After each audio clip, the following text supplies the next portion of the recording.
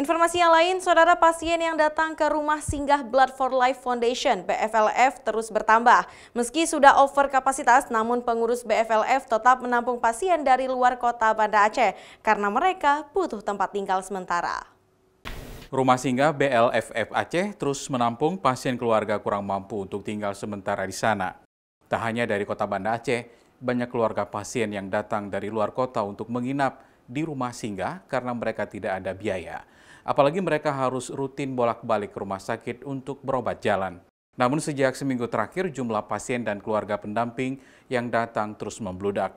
Di sana hanya tersedia 4 kamar, sedangkan pasien dan keluarga pendamping sudah mencapai 41 orang.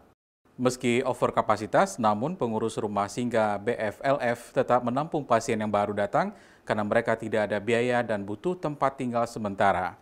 Walaupun kamar terbatas, namun pengurus BFLF tetap menyediakan makanan gratis dan membuka dapur umum bagi keluarga pasien. Ya, harapannya pertama karena ini masyarakat Aceh yang memang sakit, yang kurang mampu, bisa lebih diperhatikan oleh pemerintah daerah, yang mana selama ini banyak terkendala di transportasi dan biaya makan ya.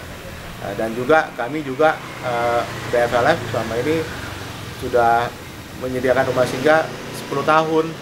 Rumah singgah BFLF berharap pemerintah Aceh juga menyediakan rumah singgah gratis bagi keluarga pasien yang kurang mampu.